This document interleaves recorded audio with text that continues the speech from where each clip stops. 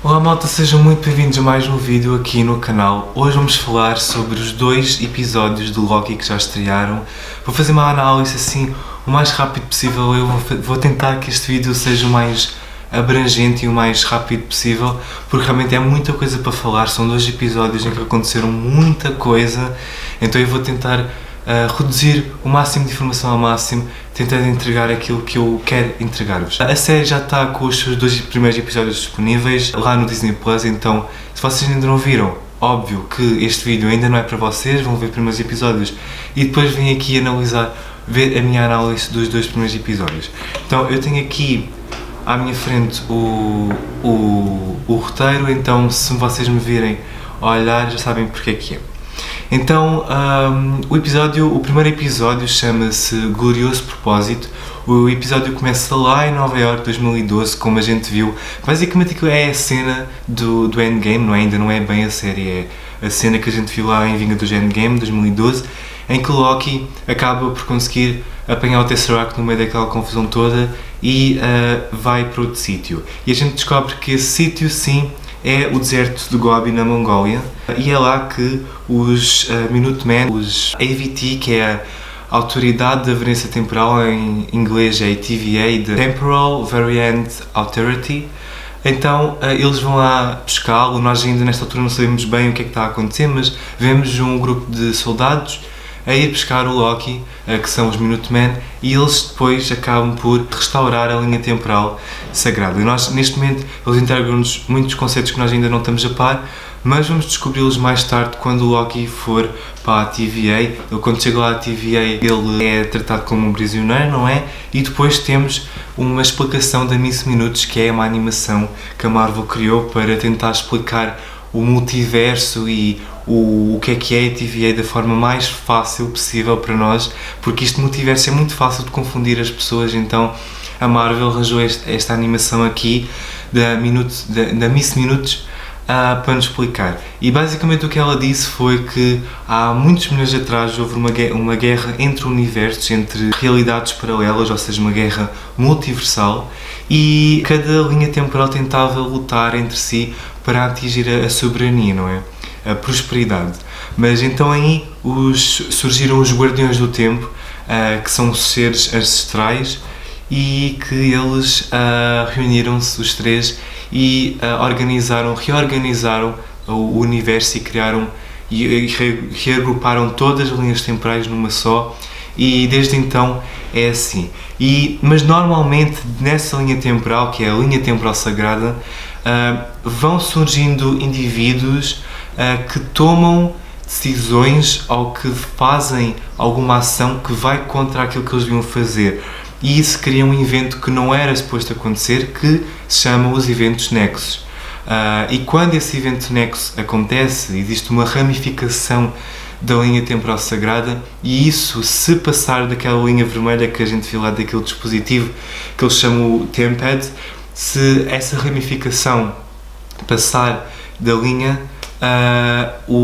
volta a haver mais realidades paralelas. Essa ramificação, se passar da linha, vai dar lugar a outras ramificações, e aí o multiverso volta. Então, para que esses indivíduos não se descontrolem, para que os eventos nexos sejam controlados e para que a linha temporal sagrada continue a ser sagrada, não é? Os Guardiões do Tempo criaram a TVA e os Minutemen e todos os funcionários que lá trabalham para manterem a ordem na linha temporal sagrada e no universo. Então temos esta explicação aqui muito simples e muito fácil de entender. Enquanto isso, temos lá na França, em 1549, temos lá o agente Mobius a investigar um assassinato misterioso dos Minutemen, que aparentemente já anda a acontecer massacres aos Minutemen.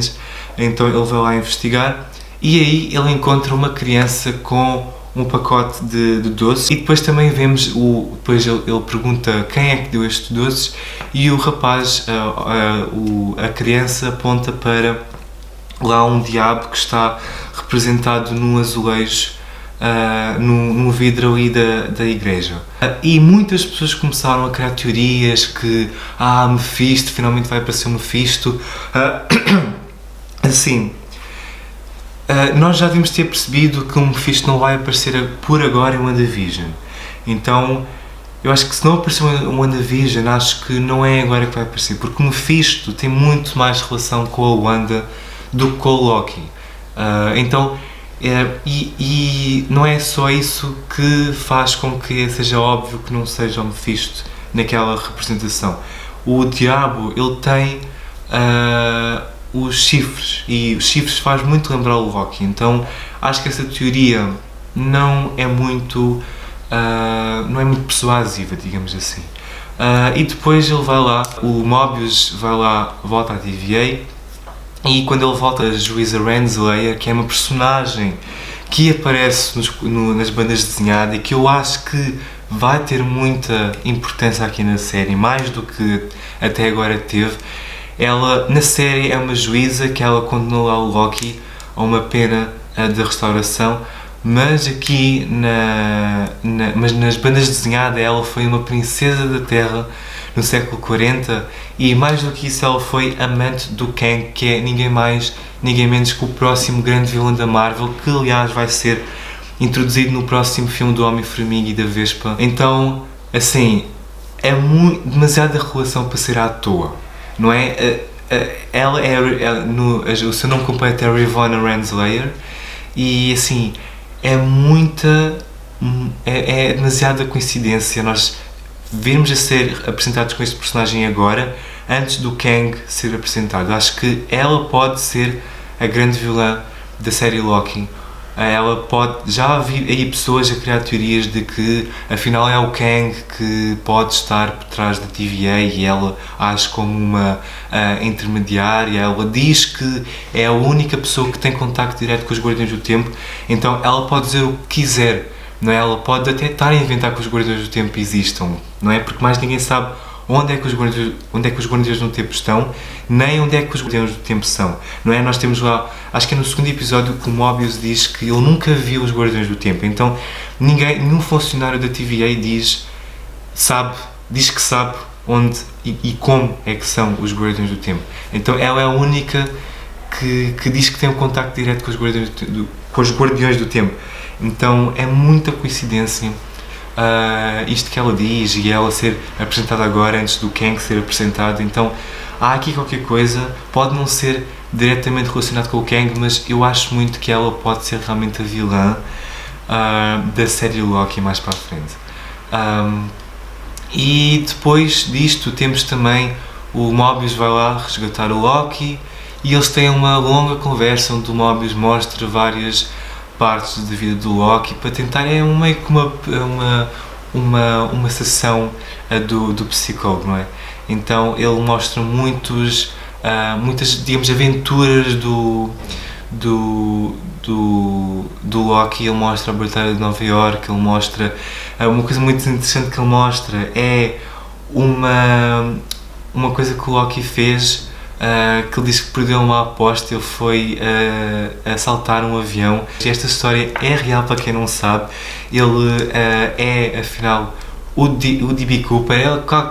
Não é, mas a série fez uma brincadeira do D.B. Cooper. O D.B. Cooper, para quem não sabe, foi um homem que em 1971 ele conseguiu sequestrar um avião, fez refém os passageiros do avião e conseguiu receber 200 mil dólares no resgate, e aí ele saltou de paraquedas do avião e nunca mais ninguém soube do paradeiro dele, nunca mais ninguém o encontrou, vivo ou morto. Então tornou-se assim o único caso não resolvido dos mistérios da aviação aérea dos Estados Unidos. Então é uma coisa bem assim misteriosa. Então a série fez aqui uma piadinha que era o Loki afinal, e nunca ninguém o chegou a encontrar porque ele foi enviado para Asgard. E aí ele mostra também a morte também ao Loki. Ele diz que noutra realidade, não é este Loki nunca vai viver isso porque fez ali, tornou-se uma variante, não é? Fez o que não era suposto fazer, então ele nunca vai sofrer aquilo, mas ele soube que numa outra realidade foi ele que matou a sua própria mãe, indiretamente, claro, mas foi ele.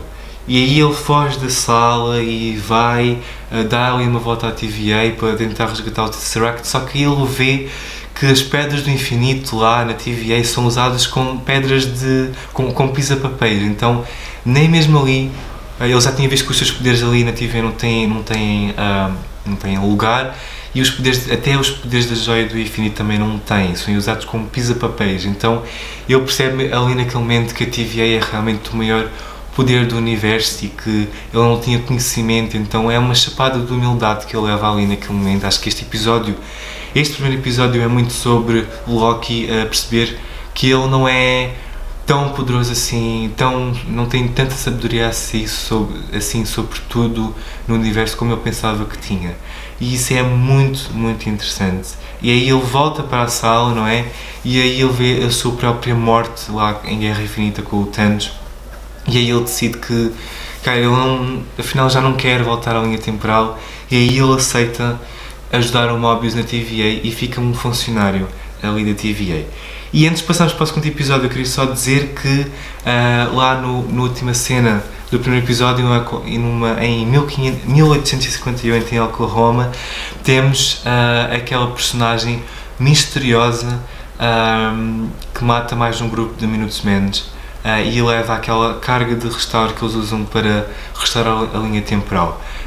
E com isto seguimos já para o segundo episódio. O segundo episódio começa lá com aquela feira renascentista em 1985 em Wisconsin, e lá temos mais um ataque da variante fugitiva, e desta vez ela não só mata aquele grupo de Minutemen, como também leva a capitã a C-20 para um outro tempo e leva mais uma vez aquela carga de restauro. Isso é muito importante para o final deste segundo episódio. Lá de volta à TVA, o Loki junta-se lá ao agente Mobius e outros Minutemen, e eles vão investigar aquilo que aconteceu em Wisconsin, lá na feira renascentista, e aqui acontece uma coisa interessante. O Loki pergunta, então, mas existe isto de viagem no tempo, porque é que nós simplesmente não levamos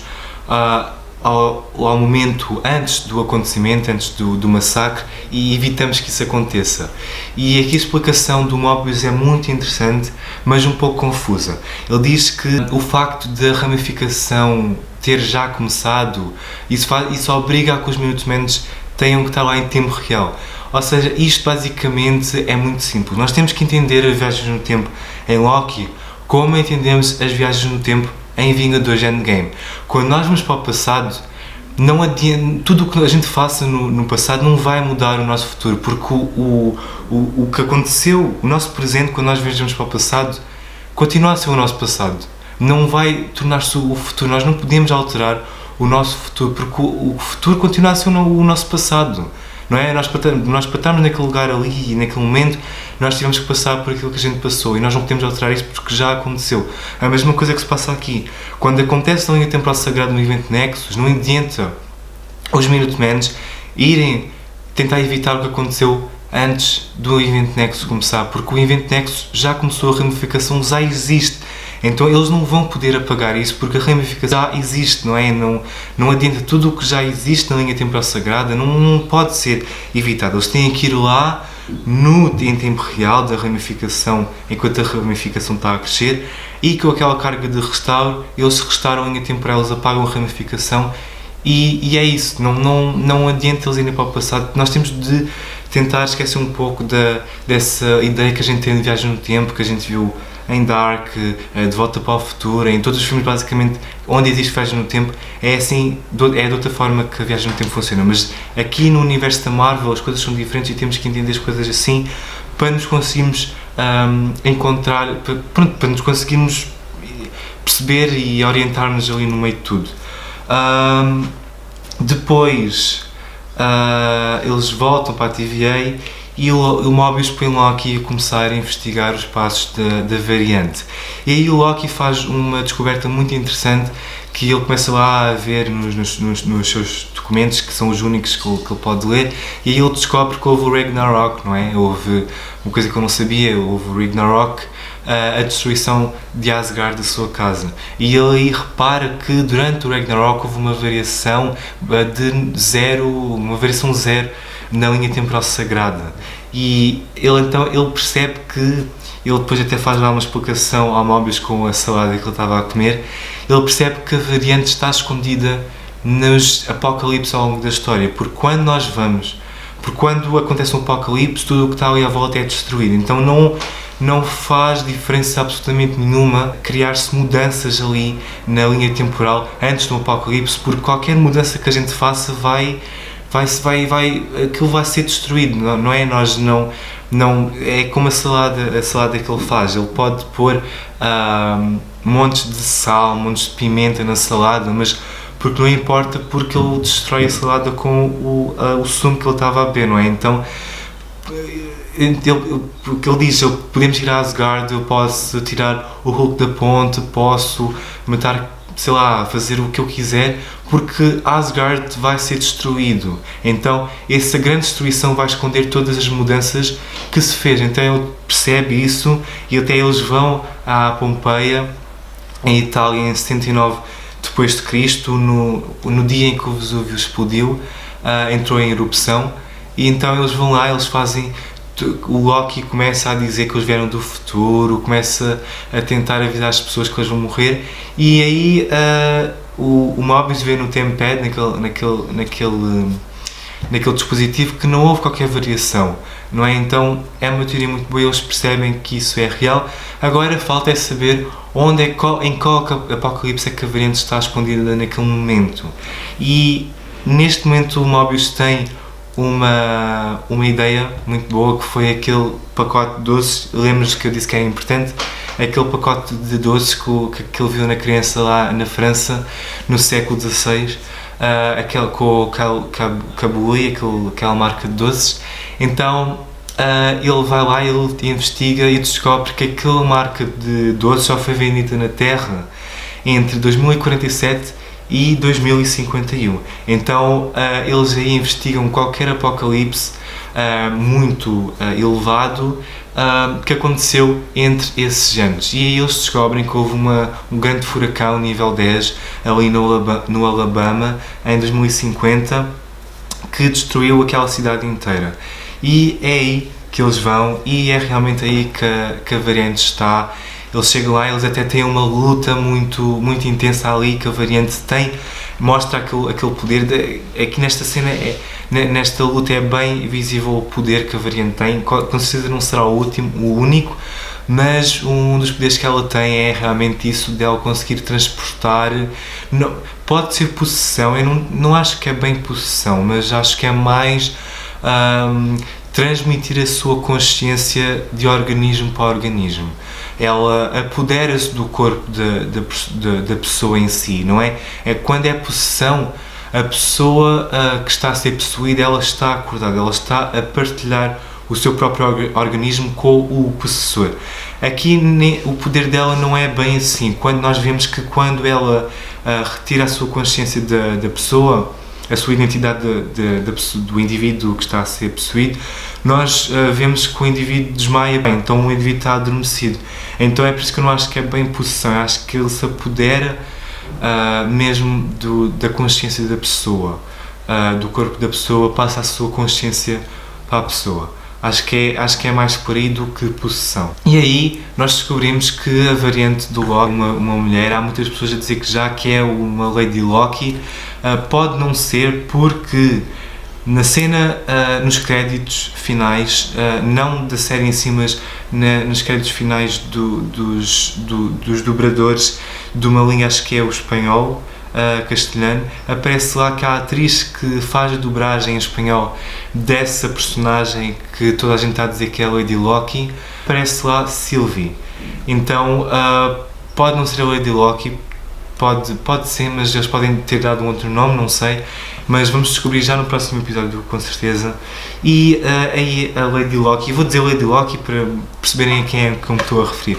E aí a Lady Loki, ela revela-se ao Loki, diz que é uma mulher, diz isto não é sobre ti. Ela também diz que não quer comandar, não quer substituir os guardas do tempo, ela não quer ter nada a ver com a TVA. Isso é bem interessante o que ela diz. E então ela envia as cargas de restauro para outros sítios do universo. e a série mostra um pouco para onde é que essas cargas de restauro estão a ir, e eu apontei alguns sítios, eu não apontei todos, há muitos sítios que eles mostram para onde é que essas cargas de restauro foram, mas um dos sítios que ela enviou uma carga de restauro foi para Lisboa, Portugal, no século XV, em 1492. É bem interessante esta data. Claro que pronto, é um X, é um lugar X, mas pronto, só como somos portugueses, é interessante vermos que eles mandaram uma carga de restauro para Lisboa. E, entretanto, ela também manda cargas de restauro para outros sítios importantes no MCU. Ela manda para Asgard, para Titã, que é o planeta onde o Thanos cresceu. Ela manda para Hala, que é o planeta do Kree, que vimos lá em Capitã Marvel. E também para Xandar, que é lá o planeta dos Guardiões da Galáxia, onde o Colecionador tem a Joia do Poder. Então é bem interessante que eles mandam ela manda essa carga de restauro para vários sítios importantes, aliás, no universo cinematográfico da Marvel. E aí isto faz com que a linha temporal sagrada exploda, isto cria montes de ramificações, nós não sabemos em que sentido, mas cria montes de ramificações durante a linha temporal sagrada, isto faz com que ela exploda, e aí Loki vai atrás dela, e aí acaba o episódio e vamos ter que saber o que é que vai acontecer no próximo. Então é isto, espero que tenham gostado desta análise, espero que tenha ficado o mais curto possível, espero que tenham entendido tudo. Ponham aqui nos comentários se tiveram alguma dúvida, metam aqui nos comentários se acham alguma coisa diferente daquilo que eu disse, tem alguma teoria, e até ao próximo vídeo. O próximo episódio vai estar disponível já esta quarta-feira no Disney Plus, e mal podemos esperar para ver o que é que vai acontecer a seguir. Até à próxima, tchau!